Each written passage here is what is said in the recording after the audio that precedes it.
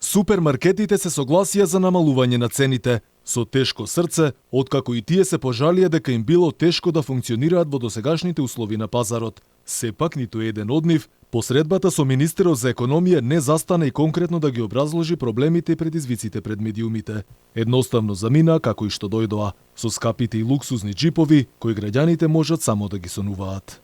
Деталите за средбата ги образложи министерот за економија, кој уверува дека договоренето ќе се почитува.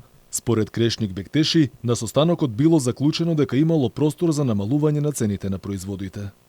Имавме многу конструктивна дебата, дискусија, заеднички со нив, каде заеднички се согласивме дека има простор за намалување на цените и како добра волја и општествено одговорни компанија, тоа го прифатија и ланците на супермаркети, што значи дека одлуката на Министерството за економија, која треба да се усвои во вторникот, ќе биде усвоена.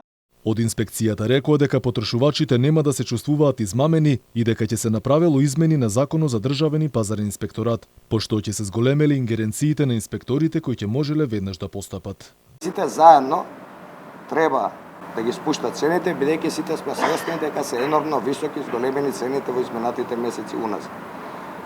Да причекаме одлуката на владата и како што напомена министерот, ќе има затварање од страна на државниот пазарен инспекторат доколку не бидат почитувани одлуките кои што ќе бидат донесени.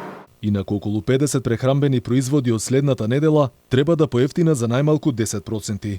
Намалените цени ќе ги контролира државниот пазарен инспекторат со зголемен капацитет. Во меѓувреме компаниите ќе може да организираат акција со намалени цени, но само за производи кои ќе бидат пред рокот на истекување со посебна назнака. Останатите производи нема да може да се продаваат по акцијски цени. Компаниите кои нема да се придржуваат кон владината одлука ќе бидат и казнувани па дури и затворени.